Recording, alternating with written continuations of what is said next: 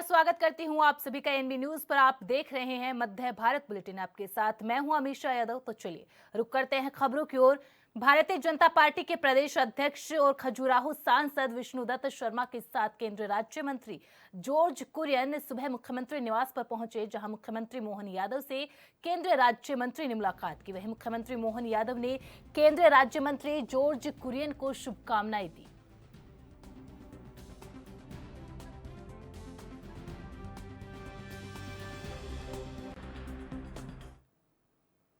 मध्य प्रदेश में राज्यसभा की खाली हुई एक सीट के लिए हो रहे उपचुनाव में बीजेपी के उम्मीदवार के तौर पर केंद्रीय मंत्री जॉर्ज कुरियन ने नामांकन दाखिल किया है। केंद्रीय मंत्री ने मुख्यमंत्री डॉक्टर मोहन यादव, केंद्रीय संसदीय बोर्ड के सदस्य सत्यनारायण जटिया, खजुराहो सांसद विष्णुदत्त शर्मा समेत सांसद फग्गन सिंह कुलस्ते की उपस्थिति में विधानसभा पहुंचकर राज्यसभा के लिए नामांकन दाखिल किया। वहीं कांग्रेस अब तक अपने उम्मीदवार का फैसला नहीं कर पाई है। बता दें कि यह सीट ज्योतिरादित्य सिंधिया के इस्तीफे के बाद खाली हुई है।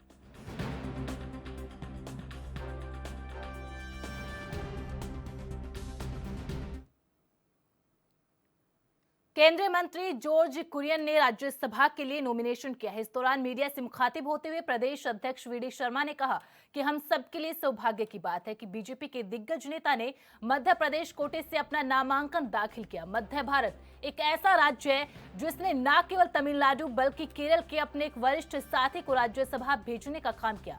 जॉर्ज कुरियन के अनुभवों का मध्य प्रदेश बीजेपी को लाभ मिलेगा।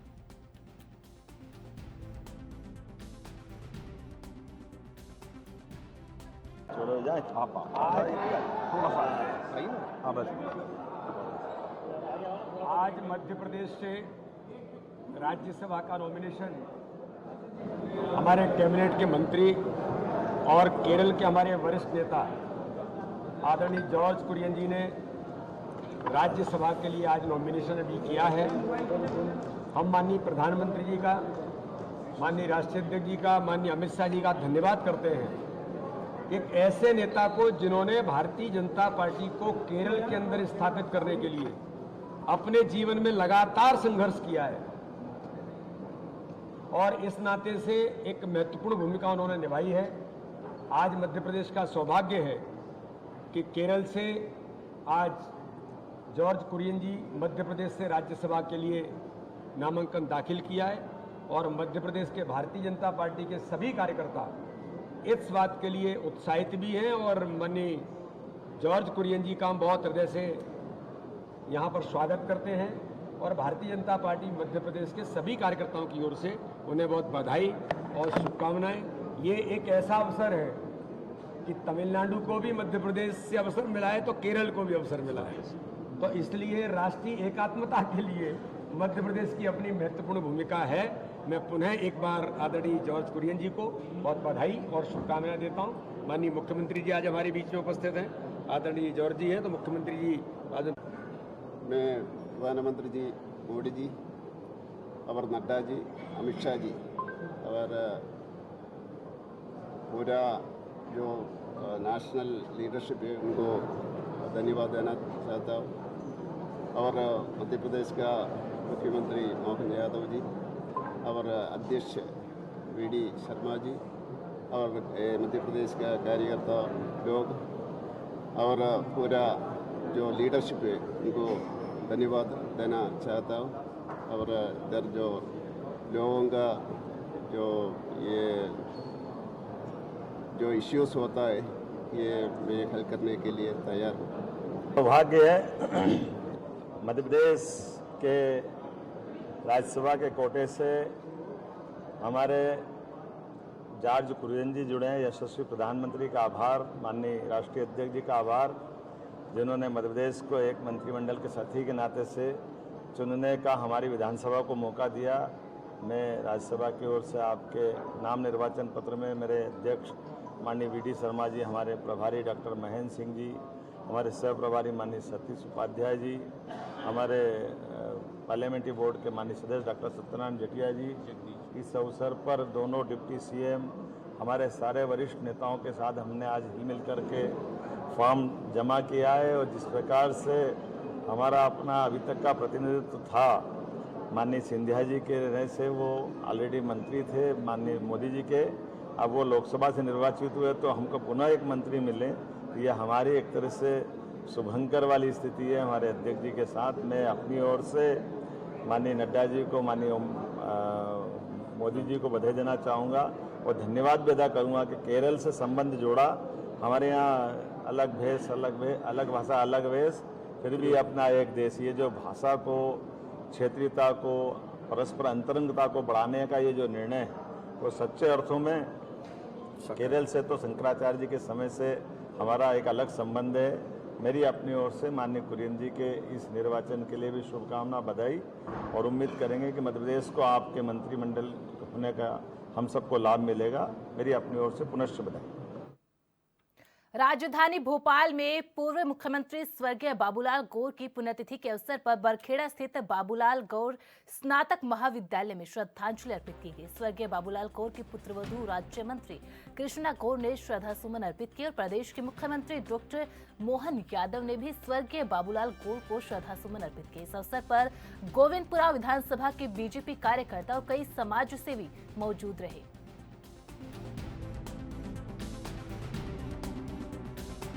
मध्य प्रदेश में राजनीति के अजय योद्धा रहे प्रदेश के पूर्व मुख्यमंत्री श्रद्धेय बाबूजी की आज 5वीं पुण्यतिथि। बाबूजी ने इस भोपाल शहर के लिए और प्रदेश के लिए जो काम किए हैं वो कभी भुलाए नहीं जा सकते और उनको हमेशा अपने बीच जीवंत रखने की दृष्टि से उनके विचारों को, उनके कार्यों को हम याद करते हैं, स्मरण करते हैं।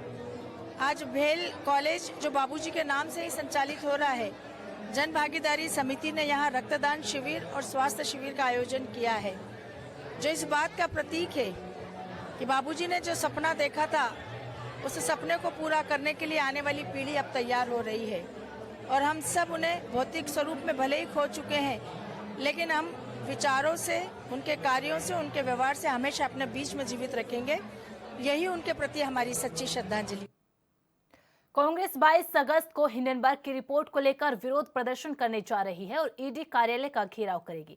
इसी कड़ी में मध्य प्रदेश कांग्रेस भी ईडी कार्यालय का घेराव करेगी, जिसको लेकर पूर्व विधायक कुणाल चौधरी ने कहा कि जिस तरह अदानी ग्रुप को छूट दी गई और सेबी में भ्रष्टाचार को पनपने दिया गया, कहीं न कहीं यह जनता की कमाई से खिलवाड़ किया जा रहा है। इसीलिए कांग्रेस जनता की लड़ाई लड़ने जा रही है।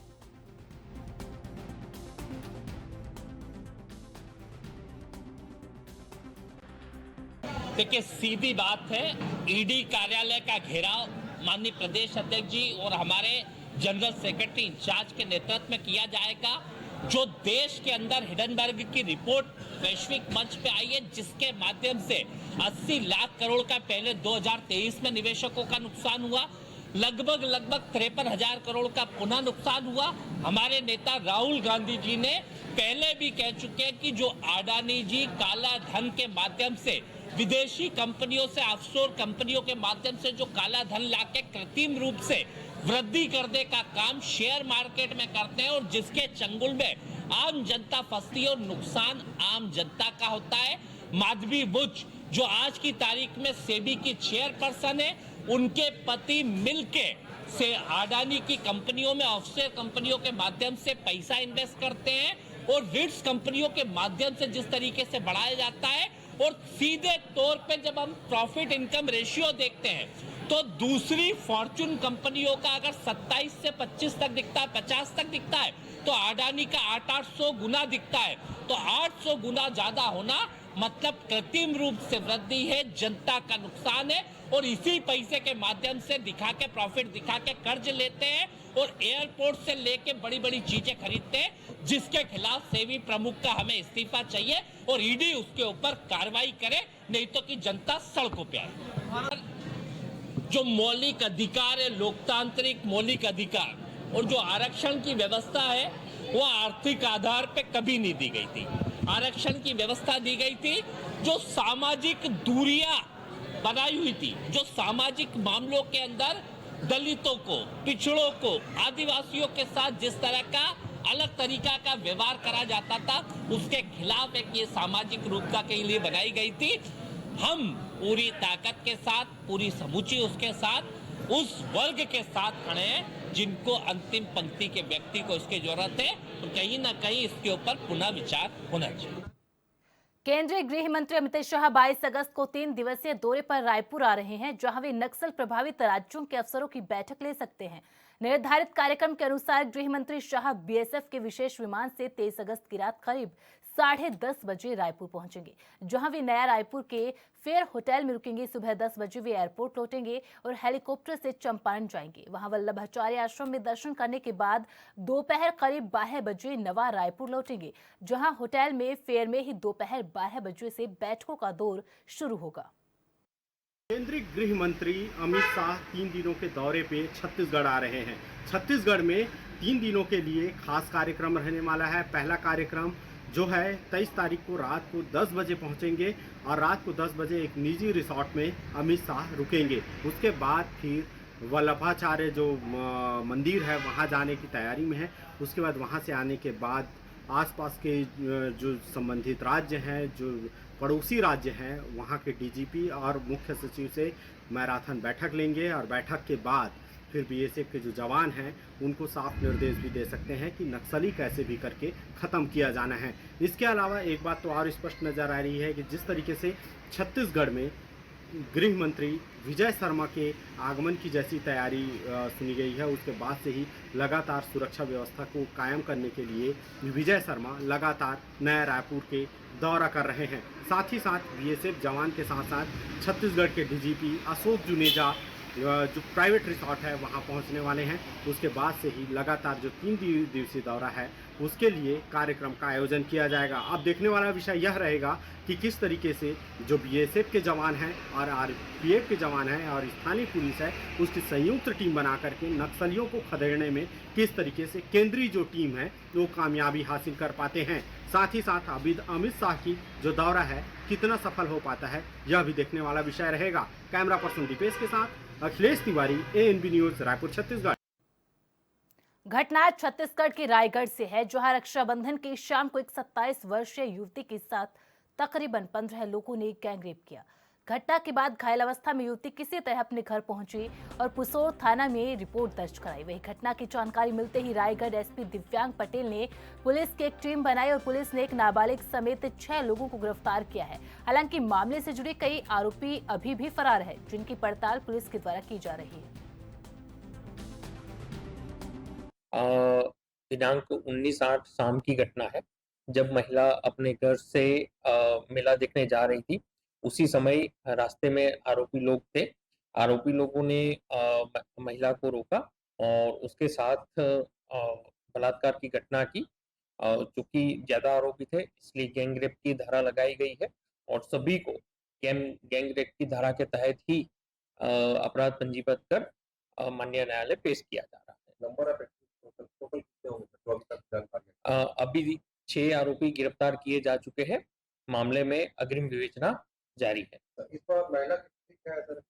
महिला की स्थिति सामान्य है। उनका मेडिकल परीक्षण वगैरह सारी चीज करवाई जा चुकी है। एक जानकारी, महिला की कास्ट को लेकर महिला आदिवासी मामले में जो 27 वर्षीय पीड़िता हमारे पास पहुंची थी, उनके द्वारा जिस प्रकार से घटना की जानकारी दी गई उसी आधार पे पूरी अपराध पंजीबद्ध किया गया है।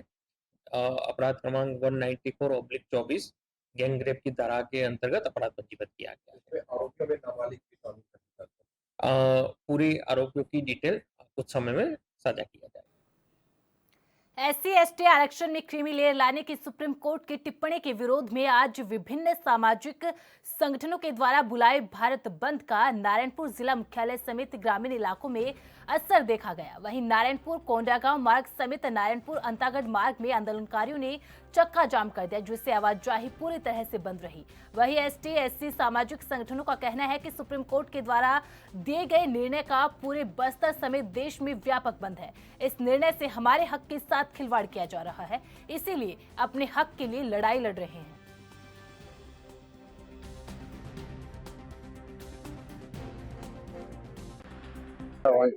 आज हम लोग सुप्रीम कोर्ट के पहले जो जज लोग केस पहला दिए हैं कि उसके विरोध में हमारे आरक्षण को जो समाप्त करने का इनकी फैसला है, तो उसके विरोध में हम पूरे बस्तर नहीं पूरे भारत के आदिवासी, ST, SC, OBC समुदाय के सभी लोग आज भारत बंद का हम समर्थन करके हम लोग सब लोग आज चक्का जाम और पूरे बस्तर बंद कर रहे हैं। और आज हम लोग अपना अधिकार के लिए पूरे गांव के हमारे हर घर से जो आने का जो निर्णय हुआ है और बहुत बढ़िया होगा। हम लोग रैली भी करेंगे और अपना पूरे अधिकार मांगने के लिए हम लोग सामने आकर करेंगे। यार किस तरह का नुकसान होगा इसमें अगर बदलाव होता है? हमारे जैसे कि आज जैसे छोटा मोटा नौकरी कर रहे हैं, हमारे आदिवासी लोगों को मात्र 2.5 लाख का उग दिया है। 2.5 लाख तो हर आदमी कमाता है। आज रोजगार करने वाला भी 2.5 लाख कमा लेता है। तो 2.5 लाख का हमको दिया है, उससे ज्यादा कमा रहा है तो उसको आरक्षण का फायदा नहीं मिलेगा बोल रहा है। तो हम गरीब लोग के लिए तो बहुत बड़ा नुकसान होगा। अगर आगे ये नहीं होती किस तरह की रणनीति अपनाएंगे? आगे नहीं होगी तो हम पूरे देश में पूरा चक्का जाम। ये आज पूरे बस्तर सहित भारत बंद का आह्वान है कि सुप्रीम कोर्ट के द्वारा अनुसूचित जनजाति एवं अनुसूचित जाति आरक्षण के वर्गीकरण क्रीमी लेयर में संवैधानिक अधिकरण के विरोध में आज पूरा बंद का आह्वान किया गया है। जो ST, SC वर्ग को जो आरक्षण मिल रहा था वो कहीं न कहीं समाप्त होने की कगार पर है, जो सुप्रीम कोर्ट के फैसले के आधार पर। इसलिए पूरा आदिवासी समाज वर्ग विरोध आरक्षण के विरोध में पूरा मैदान में उतर कर आया है और आज पूरे नारायणपुर जिले भर में बंद का आह्वान किया गया है और पूरे बस्तर भारत सहित बंद का आह्वान है, जिसमें अभी हम लोग विरोध के पश्चात बाइक रैलियों के माध्यम से भी पूरा। वक्त तो चला एक छोटे से ब्रेक का, जल्द हाजिर होंगे।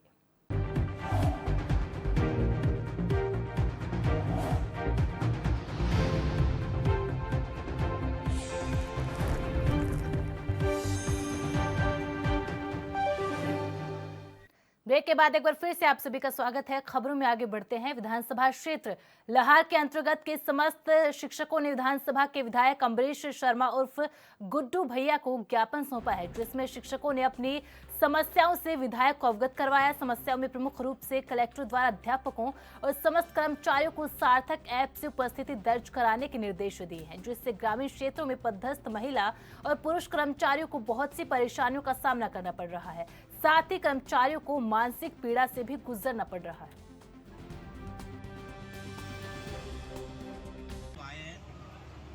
हम कलेक्टर महोदय जी से बात करके आपकी समस्याओं से उनको अवगत कराएंगे। हमें पूर्ण विश्वास है कि हमारी बात को सुनकर आपकी मदद होगी। आपकी जो समस्याएं हैं उसे कुछ निवेदन भी कर, जो समस्या आएगी बिना भेदभाव के आप निश्चिंत रहिए। हम अच्छे मन से क्षेत्र में काम करना चाहते हैं। हमारी तरफ से आप लोगों को किसी को कोई शिकायत नहीं होगी। बस उसके लिए पूरी ताकत लगा के आपकी मदद करेंगे। लेकिन हमारा भी उसमें स्थान बढ़ेगा। तो मैं चाहता हूं कि हम और आप मिलकर के कदम से कदम मिलाकर के कार्य करें और आपकी जो भी समस्याएं आएंगी आप बेझिझक मुझे बताइए। मैं आपकी समस्याओं का निदान करने में पूरी ताकत लगाऊंगा। आपको कोई दिक्कतें आएंगी उसमें हम आपका साथ देंगे। आपकी हर समस्या का निराकरण कराएंगे, यहाँ से कराएंगे, भोपाल से जो भी समस्या जहाँ भी जरूरत समझेंगे वहाँ से आपकी मदद करेंगे। बशर्ते मैं चाहता ये हूँ कि यहाँ का शिक्षा का स्तर बहुत अच्छा है और भी अच्छा स्तर जितना कर सकते हो आप लोग करें। सुप्रीम कोर्ट के द्वारा आरक्षण में वर्गीकरण और क्रीमी लेयर निर्णय को लेकर भारत बंद का सरगुजा जिले में मिलाजुला असर देखने को मिला। जहां कुछ प्रतिष्ठान बंद रहे तो वहीं छत्तीसगढ़ सर्व आदिवासी समाज के द्वारा बंद करवाने का प्रयास किया गया। इसी कड़ी में अंबिकापुर शहर में भी सैकड़ों की संख्या में आदिवासियों ने रैली के माध्यम से भारत बंद का आह्वान करते हुए वर्गीकरण किए जाने को लेकर विरोध प्रदर्शन देखने को मिला। हमारे भारत देश के जितना भी आदिवासी नेता मंत्री संसद से हम निवेदन करते हैं, उन्हीं की बदौलत ये जो आरक्षण का संविधान जो हमारे खतरे में है ना, उन्हीं कारण से हमारे जितने भी आदिवासी नेता हैं, मंत्री हैं, मुख्यमंत्री हैं और जितने भी संसद हैं, संसद से पारित हुआ 19वें संविधान, इस कारण से हमारे भारत के आदिवासी जितना भी नेता सिर्फ रिक्वेस्ट करते हैं कि हमारे संविधान के साथ छेड़खानी बंद करें, क्योंकि अभी सुप्रीम कोर्ट सबसे बड़ा, हमारा देश के सबसे बड़ा हाईएस्ट कोर्ट है, सुप्रीम कोर्ट है, वही हमको डिसीजन दे रहा है कि हमको आदिवासी होते हुए भी उसमें वर्गीकरण किया जा रहा है, क्रीमी लेयर जाते हैं। हमारे भारत में 2.5 लाख रुपया जो कमाते हैं वो क्रीमी लेयर में आ जाएंगे। हमारे जितना भी चपरासी हैं उन लोग भी क्रीमी लेयर आ जाएंगे, बचेंगे हमारे आदिवासी कहाँ। यह आरक्षण बंद करना चाहते हैं हमारा भारत देश सरकार, जो हमारे भारत देश सरकार जो है हमारे आदिवासियों को मरवाना चाहते हैं, जो अपना जो इसमें बंद करना चाहती है। इसी कारण से हम लोग इसका विरोध कर रहे हैं, भारत बंद करना चाह रहे हैं, क्योंकि जो हमारे जो एक्चुअल में हमारा जो संविधान में जो है ना संशोधन किया गया है, वो उसी का ये सुप्रीम कोर्ट ने उसका निर्णय उसी के आधार पे हमको दिया गया है। ये हमारे भारत देश के जितना भी संसद हैं, संसद की कमजोरी और मुख्यमंत्री जितना भी आदिवासी नेता हैं उनको कमजोरी के कारण से ये सब हो रहा है। हम लोग रिक्वेस्ट कर रहे हैं पूरा हमारे भारत देश को एक दिन के सुप्रीम कोर्ट के विरोध में जो हम लोग का निर्णय दिया हो उसे हम लोग रिक्वेस्ट करें। हम शांतिपूर्वक, हमारे कोई दंग बंद नहीं करना चाहते हैं। हम लोग हमारा देश के हम प्यार करते हैं, हम आदिवासी के मूल निवासी, यहाँ के अच्छे रहने वाले हैं। हमारे भारत देश के मूल निवासी हम आदिवासी कहलाते हैं, तो हम लोग सोचते हैं कि हम लोग पीसफुल, हम कोई हानि करने नहीं बनाना चाहते। हमारा भारत देश है, हमारा देश है, हम इस वहाँ के मूल निवासी हैं, लेकिन हमारा ही आरक्षण खतरे में रहता है। इस कारण से हम लोग कर रहे हैं। क्या जी? हम लोग असंतुष्ट हैं, इसी कारण से हम लोग कर रहे हैं, क्योंकि हम लोग 2.5 लाख रुपया कमाने वाले भी हम लोग क्रीमी लेयर में आ जाएंगे। हम लोग 2.5 लाख, एक गरीब आदमी भी, चपरासी भी 2.5 लाख कमाता है, वो क्रीमी लाएगा तो हमारे आगे बच्चे कहाँ हो जाएंगे, कहाँ पढ़ेंगे, कहाँ नौकरी मिलेगा। एक ऐसी भारत देश हमारे नौकरी से कमी होती जा रही है। पूरा 47 साल के बाद सबसे ज्यादा बेरोजगारी यहीं पर है हमारे भारत देश में। धन्यवाद। भिंड में भी भारत बंद का मिलाजुला असर दिखा। बीएसपी नेता दिलीप बोध ने बताया कि सुप्रीम कोर्ट द्वारा SC/ST आरक्षण में वर्गीकरण और क्रीमी लेयर बनाने की राज्य सरकारों को अनुमति देने के संबंध में बहुजन समाज पार्टी ने देशव्यापी भारत बंद बुलाया है। वहीं कुछ दुकानदारों ने अपने प्रतिष्ठानों को बंद रखा, कुछ दुकानें खुली रही। इस दौरान भिंड में बसपा समेत कई संगठनों ने पुरानी गल्ला मंडी से कलेक्ट्रेट तक रैली निकाली और कलेक्ट्रेट पहुंचकर कलेक्टर को ज्ञापन दिया। वाले अन्य अत्याचार के हिसाब से उनको प्रतिनिधित्व दिया गया था, उसको लेकर के आरक्षण दिया गया था। इसमें क्रीमी लेयर शब्द का कहीं इस्तेमाल नहीं था। उसके साथ जो छेड़छाड़ की जा रही है उसको लेकर के माननीय बहन जी ने हम सबको ये कहा कि हम संविधान के साथ छेड़छाड़ नहीं होने देंगे, आरक्षण को ख़त्म नहीं होने देंगे। और भारतीय जनता पार्टी सरकार से ये मांग की है कि विशेष सत्र बुला करके आप विधेयक पास करिए, बिल लाइए और उसमें ये कानून बनाइए कि उप वर्गीकरण और क्रीमी लेयर जैसी कोई व्यवस्था ना, दोबारा से कोई निर्णय ना आए, जिससे राज्य सरकारें या जो भी सरकारें आएँ वो अपने मनमानी ना कर पाएँ और SC/ST के हकों और OBC के हकों को साथ खिलवाड़ ना कर पाएँ। इन सभी मांगों को लेकर आज देशव्यापी हम लोगों ने आंदोलन किया। आज भिंड में भी हम तमाम संगठनों के साथ सड़कों पर उतरे और आज खासतौर से स्थानीय प्रशासन का बहुत ही अच्छा सहयोग रहा। मैं उनका भी धन्यवाद देता हूं। मीडिया बंधु, व्यापारी बंधुओं का भी आपके माध्यम से शुक्रिया अदा करता हूं कि आप लोग उन लोगों ने भी हमारा इस आंदोलन को सफल बनाने में बहुत सहयोग किया। कितने संगठन आज आपके साथ थे? देखिए, आज बहुजन समाज पार्टी के साथ साथ तमाम संगठन थे, सामाजिक संगठन थे, राजनीतिक संगठन भी कुछ थे जिन्होंने हमारा सहयोग किया। लेकिन जो मुख्य रूप से बहुजन समाज पार्टी ने आज इस आंदोलन की अगुवाई करके ये बता दिया कि जो भी विरोधी दल हैं, जो संविधान के नाम पर हमारे लोगों का वोट लेने का काम करते हैं, हमारे लोगों को गुमराह करते हैं, लाल किताब दिखा करके हमारे लोगों के वोट लेने का काम करते हैं, लेकिन उनकी लड़ाई नहीं लड़ते हैं। आज माननीय बहन जी ने सच्चा उनका हितैषी होने का एक उदाहरण पेश कर दिया है और बहुजन समाज पार्टी ने पूरे देश में आंदोलन करने का काम किया है। SC/ST OBC महासभा के आह्वान पर आज भारत बंद का जांजगीर में भी असर दिखा। भारत बंद के चलते सुबह से व्यावसायिक प्रतिष्ठान बंद रहे, साथ ही सड़कों पर रैली निकाली गई। आपको बता दें कि अनुसूचित जाति और अनुसूचित जनजाति में क्रीमी लेयर के फैसले के विरोध में जांजगीर भी बंद है। जांजगीर के नेताजी चौक, कचहरी चौक, नैला रोड, कैरा रोड सभी व्यावसायिक परिसर प्रतिष्ठानों को बंद करवाया गया। वहीं ज्यादातर निजी स्कूल के वाहन भी बच्चों को लेने नहीं पहुंचे। भारत बंद को लेकर जिला प्रशासन पूरी तरह कमर कसे हुए नजर आया। वहीं सतना में भारत बंद का असर नहीं दिखा। सुबह से चप्पे चप्पे पर पुलिस मौजूद है। सामान्य दिनों की तरह ही बाजार खुल रहा है। भारत बंद को लेकर शहर की सुरक्षा का इंतजाम देखते हुए कलेक्टर अनुराग वर्मा, पुलिस अधीक्षक आशुतोष गुप्ता निरीक्षण करते नजर आए। वहीं भारत बंद कराने वाले दुकानदारों को जबरदस्ती दुकानें बंद कराने का दबाव डालते हुए नजर आए। इसके बावजूद कोई असर नहीं दिखा।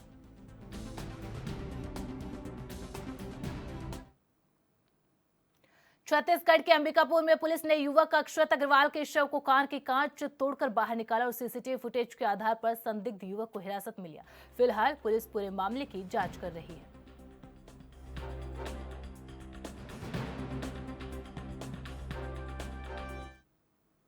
खबर एमपी के बैतूल से है, जहां बैतूल से पहली बार एक मरीज को हेलीकॉप्टर से एयरलिफ्ट किया जाएगा।